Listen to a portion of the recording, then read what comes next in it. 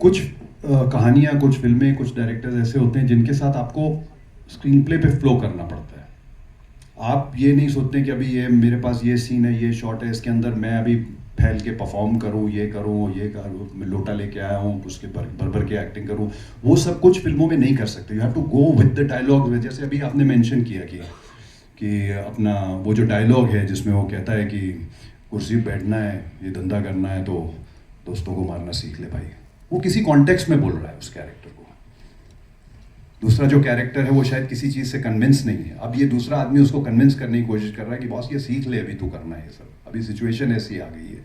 तो उस तरीके से you have to go with the flow sometimes. Also you have to go with the screenplay. You have to हर thriller में, इन सब में देखा होगा, कुछ अंडरडॉग आप दिखाते हो कि आप कभी बिलीव ही नहीं कर सकते, अरे बाप रे ये आदमी ये कर जाएगा, वो कर जाएगा, एंड ऑल दैट व्हाटएवर। सो बहुत सारी ऐसी फिल्में, स्पेशली थ्रिलर्स ऐसे होते हैं जिसमें आपको स्क्रीन प्ले के साथ और डायरेक्टर के साथ चल के जाना पड़ता है। Thank you sir, thank you so much. Jimmy sir, this side जी। फ्रंट यहाँ देखिए sir. Sir Prabhav from filming. Sir जानना चाहूँगा कि हमारी सोसाइटी में मतलब हर फील्ड में लोग अचीवर्स हैं, तो फिल्म का मीडियम हो या न्यूज़ मीडियम हो, आज के ज़माने में ज़्यादा ही ग्लोरीफाई किया जा रहा है क्राइम्स और क्रिमिनल्स को। तो थोड़ा लॉजिकल इलॉजिकल लगता है ये चीज़ आपको? इलॉजिकल लगता है बेसिकली, क्योंकि हर कैटेगरी के लोग फिल्म देखते हैं, हर एज के लोग फिल्म देखते हैं।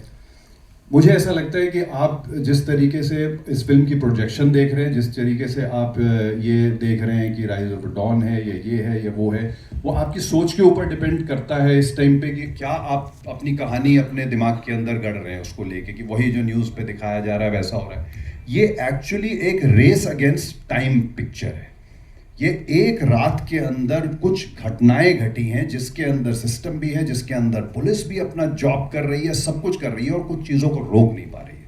तो आप वैसी कहानी देखने जा रहे हैं which is race against time. तो जब आप निकलेंगे तो आप ये नहीं सोच के निकलेंगे अरे ये हमें गॉडफादर देख के, ग्लोरिफिकेशन ऑफ इटालियन माफिया देख के निकल रहा हूँ कि मुझे भी ऐसा ही बनना है। नहीं, मोस्टली जो देख के निकलेंगे वो बोलेंगे मुझे ऐसा बनना ही नहीं है।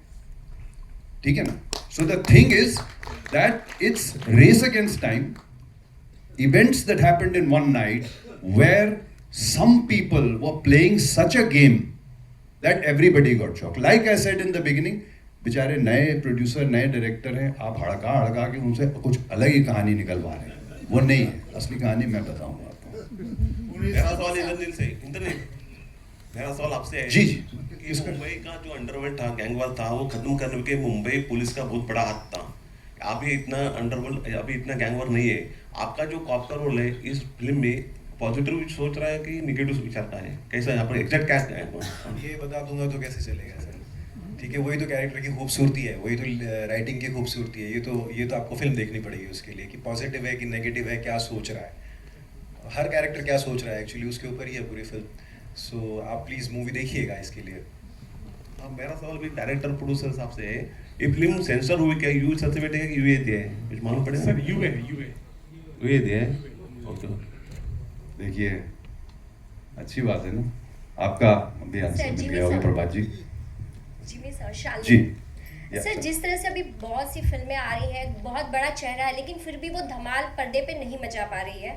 आपने इस फिल्म के लिए ना बोलने के बाद भी आपने क्यों सोचा कि स्क्रिप्ट पढ़नी चाहिए, और आप क्या स्क्रिप्ट देखकर ही फिल्म को हाँ बोलते कि इसमें क्या होना चाहिए? मैंने अभी आपको बताया था कि मैं एक्चुअली ये सोच के नहीं पढ़ रहा था कि ये वही स्क्रिप्ट है जो 25 रातों वाली या 30 रातों वाली है।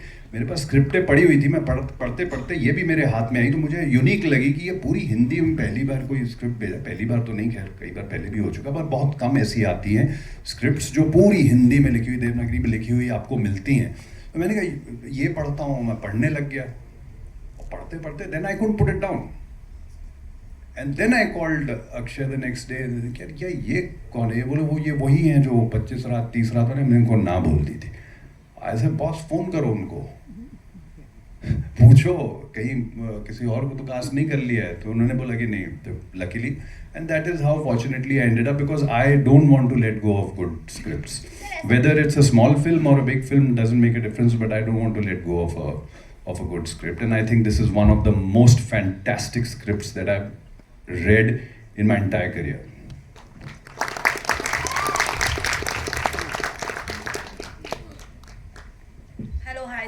This is Shweta, Bollywood Helpline. My question is Shravan sir. हालांकि बॉलीवुड में ऐसी बहुत मूवी आ चुकी है, फिर भी आपके पास 3 फेसेस बड़ी फेसेस हैं, यू नो. इस मूवी में हमें ऐसा क्या एज अ ऑडियंस देखने को मिलेगा, या फिर चोर पुलिस के ही खेल हमें देखने को मिलेंगे इस मूवी में? और मैम गालिब का एक कोट है ना, अंदाज़े बयान, तो इसका अंदाज़े बयान अलग है. कहानी आप there is a theory ma'am कि आप 49 प्लॉट्स के अलावा कोई कहानी लिख ही नहीं सकते हो. There is a theory, English में थियरी है. आप कोई भी कहानी लो ना, देयर इज़ ओनली 49 और 48 permutation combination which is possible. हाँ, लेकिन हर चीज़ का जो अंदाज़े बयान होता है वो अलग होता है. सो इसका अंदाज़े बयान अलग है. That's what I can. या आपको नॉर्मल चोर पुलिस प्रेजेंटेशन, हाँ presentation, what you call presentation है. So it's presentation is different. And आपको नॉर्मल चोर पुलिस का वो पैकेज लगेगा ही नहीं. मतलब ऐसा इसमें कुछ है ही नहीं. एक्चुअली कोई पैकेज ही नहीं है. दैट इज जैसे इंद्रनील सर ने कहा ना, that is very honest. Every character is honest. So there is no formula. हमने कोई फॉर्मूला नहीं किया कि हीरोइन चाहिए, 2 गाने चाहिए, इतना चाहिए. हमने कुछ वो नहीं कहा कि इंडोर ही होना चाहिए, आउटडोर ही होना चाहिए. हमने ऐसे हैवी डायलॉग्स बाजी भी नहीं लिखी है कि जैसे लिखी जाती थी फिल्मों में. So it is all very true to ground, true to soil.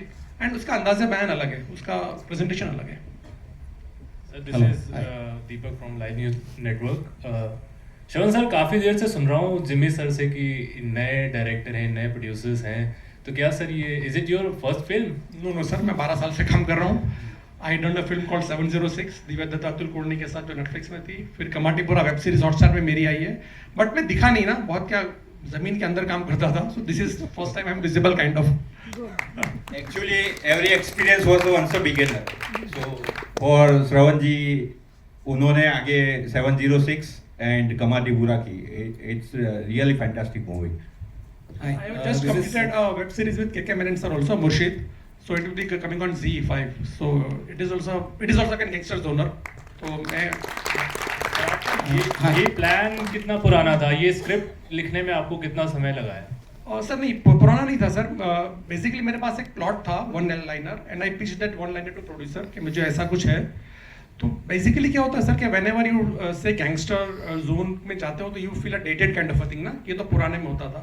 Then but producer told me कि नहीं, आपका जो मुझे फ्रेश लग रहा है, because it is like something like Mahabharata ना. एक जना है और हर एक को इट इज उसका पैकेजिंग कुछ ऐसा है. So I think I wrote in around 3 to 4 months मैंने लिखा. Once he told me yes कि will be able to do it. So around 3-4 महीने में मैंने लिख के आई थिंक फर्स्ट वर्जन को सबमिट किया था. एक और चीज़ पूछना चाहूँगा, अभी जिमी सर की साइड तो इस फिल्म के पीछे की जान ली, लेकिन आपकी साइड क्या थी? Sir I didn't get you. क्या? जिमी सर ने अभी इस फिल्म के पीछे की एक कहानी बताई कि उन्होंने स्क्रिप्ट को पहले ना बोल दिया, या फिर उसके बाद में पढ़ा तो ऐसी स्टोरी थी, फिर उसके बाद में उन्होंने यस कहा. आपकी साइड क्या है?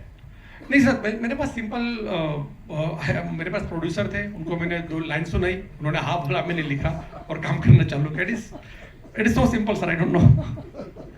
Thank you. हाय.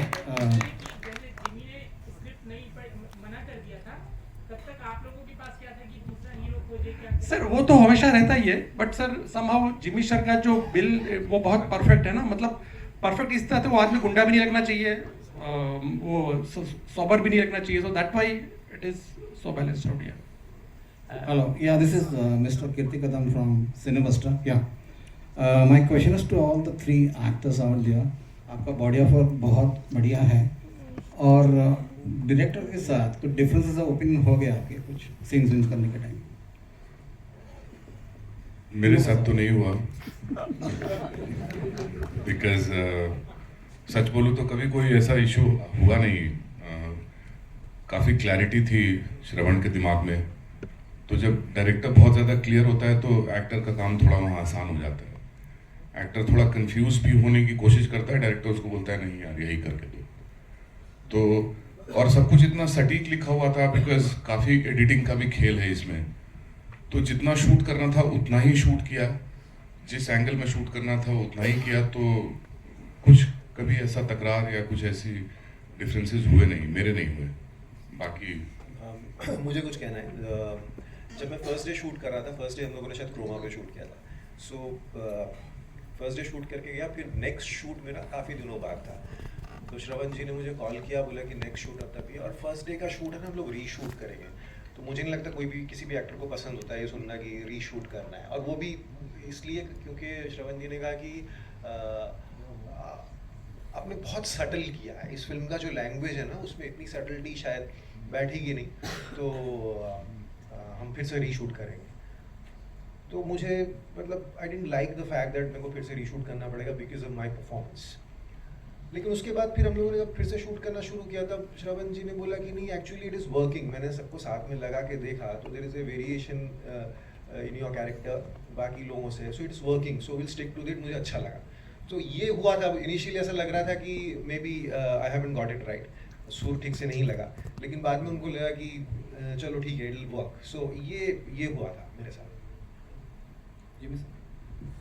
नहीं, मैंने आपको बताया, मैंने स्क्रिप्ट पढ़ी हुई थी, मैं सवाल जवाब पे ज़्यादा करता नहीं हूँ। एक बार स्क्रिप्ट में पता लग जाए आपको कि ये आदमी ये जानता है कि ये क्या काम कर रहा है, और ये कहानी जितनी आगे पीछे जा रही है वो सिर्फ उसी को पता होगा कि कौन से शॉट पे। तो हर शॉट से पहले रेफरेंस लेना पड़ता है कि इससे पहले ये चीज़ हम रिवील कर चुके हैं, नहीं करी है, तो फिर दैट मीन्स अभी हमको ये डायलॉग इस हिसाब से बोलना चाहिए। तो वो सारी चीज़ों का जो है वो एवरी डे ख्याल रखना, हर सीन में ख्याल रखना, वो उसके लिए इन्हीं के ऊपर रिलाई कर सकता था आदमी, और कुछ नहीं कर सकते थे।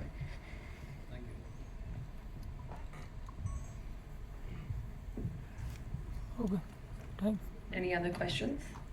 सबको बुला लेना।